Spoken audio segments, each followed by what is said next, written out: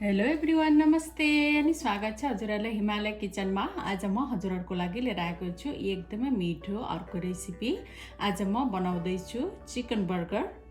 एकदम सजिलो गरेर घरमै कसरी बनाउने भनेर हजुरहरूलाई म आज देखाउँदैछु। यसको लागि मैले यहाँ बलमा लिएको छु 450 ग्राम ग्राउन्ड चिकन र यसमा मैले राखेँ एउटा सानो प्याज एकदमै मसिनो गरेर काटेको, थोरै धनियाँको पत्ताहरू,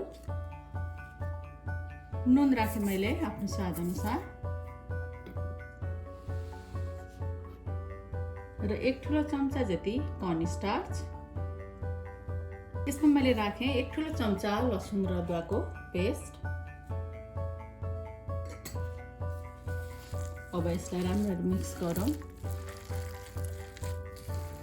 हामीलाई चाहिँ अरू कुनै भेजीहरू यसमा एड गर्न मन पर्दाखेरि म एड गर्न सक्छौँ र प्याजहरू नराखी पनि यसलाई यतिकै हामी बनाउन सक्छौँ।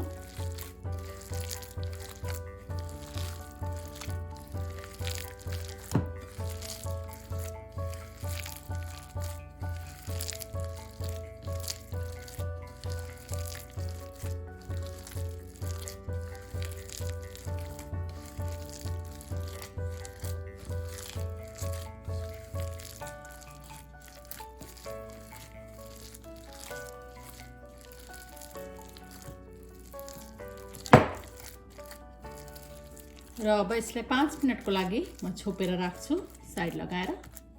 र बर्गरको प्याटिज बनाउनको लागि अब मैले यहाँ प्यानमा 1 ठुलो चम्चा तेललाई तताउन राखेको छु र तेल तातेपछि मैले यहाँ हातमा हल्का तेल लगाएर यसरी एउटा चिकन बललाई लिए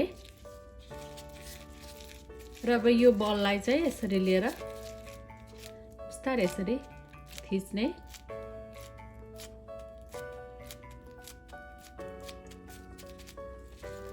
र यतिको भएपछि अब म यसलाई राख्छु यसमा।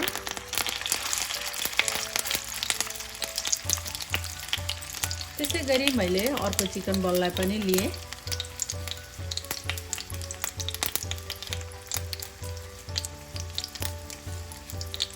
यसलाई चाहिँ सकेसम्म यसरी गोलो बनाउनु पर्छ, हल्का गरी थिच्दै।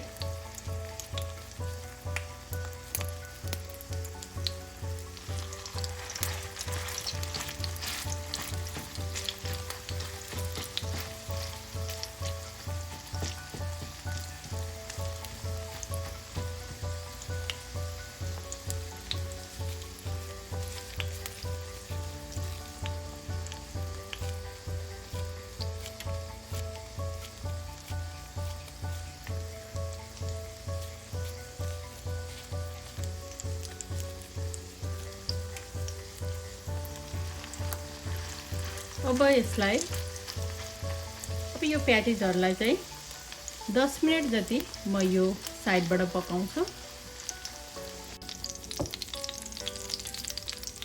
ल यो साइडबाट 10 मिनट जति पकाएपछि म यसलाई अर्को साइडमा फर्काउँदैछु।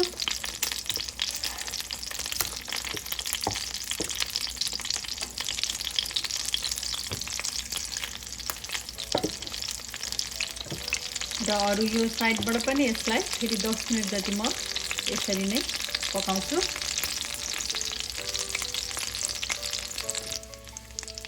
ल अब 20 मिनट जति पाकेपछि हाम्रो बर्गरको लागि प्याटिज चाहिँ रेडी भएको छ। अब यसलाई म झिक्दैछु र यसै गरी म सबै प्याटिजहरू बनाउँछु।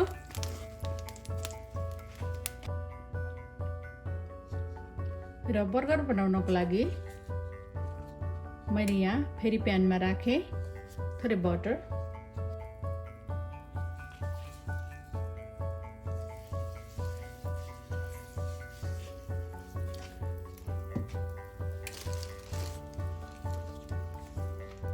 र मैले यस्तो बनलाई लिएको छु बर्गर बनाउनको लागि। अब मैले यहाँ बनलाई राखेँ। यसरी राखेर चाहिँ अब यसलाई टोस्ट गर्नुपर्छ।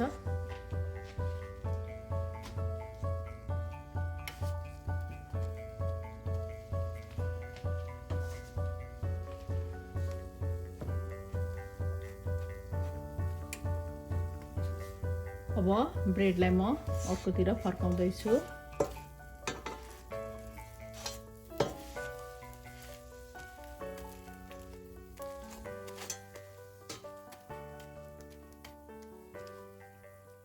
अब यो साइडमा पनि केही बेर पकाऊ यसलाई।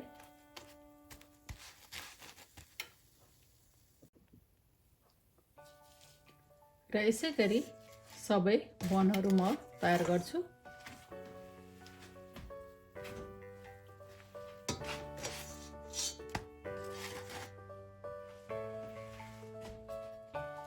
ल अब मैले अघि तयार गरेको बनलाई यहाँ लिएँ।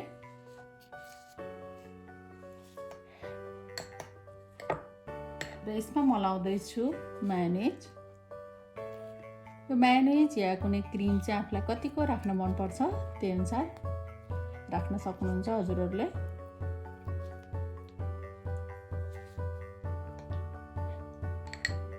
यसमा पनि म लाउँदैछु।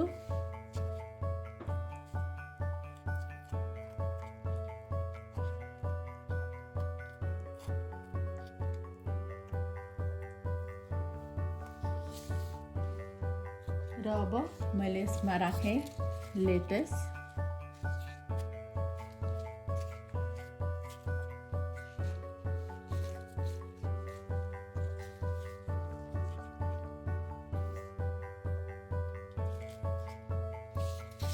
र मैले राखेँ यसरी काटेर पिस पारेको टमाटर। यो भेजीहरू चाहिँ आफूलाई कुन राख्न मनपर्छ त्यही राख्न सकिन्छ आफ्नो खुसीले। यो नै राख्नुपर्छ भन्ने हुँदैन। र अब यति बेला मैले राखेँ मैले अघि तयार गरेको चिकन प्याटिजलाई। र मैले राखेँ माथिबाट रेड चिली फ्लेक्स। यो चाहिँ अप्सनल हो, नराख्दा पनि हुन्छ। र मैले राखेँ यस्तो खालको चिजलाई।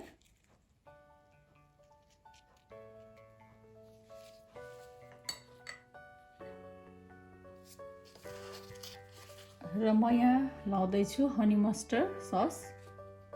आफ्नो स्वाद अनुसार आफ्नो इच्छा अनुसारको सस हामी यसमा राख्न सक्छौँ। हजुरहरूले चाहनुहुन्छ भने केचप पनि राख्न सक्नुहुन्छ। मैले चाहिँ हनी मस्टर्ड राखेको भएर राखेको छैन।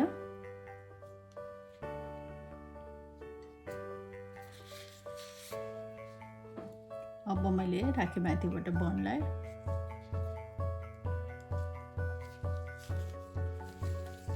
ल एकदमै मिठो बर्गर यसरी बनेर खानको लागि रेडी भएको छ।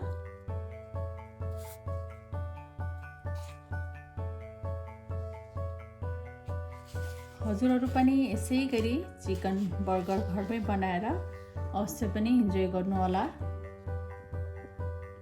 हस् त यो छिटो अनि मिठो तयार हुने चिकन बर्गरको रेसिपी हजुरहरूलाई राम्रो लाग्यो भने हाम्रो भिडियोलाई लाइक कमेन्ट सेयर गरिदिनु होला। यस्तै रेसिपीहरूको लागि हाम्रो च्यानललाई सब्सक्राइब पनि गरिदिनु होला। सब्सक्राइब गरिसकेपछि नजिकै रहेको नोटिफिकेसन बेललाई पनि अवश्य पनि क्लिक गरिदिनु होला। फेरि पनि यस्तै मिठो परिकारको रेसिपी लिएर आउने नै छु। हाम्रो भिडियो हेरिदिनु भएकोमा हजुरहरूलाई धेरै धेरै धन्यवाद।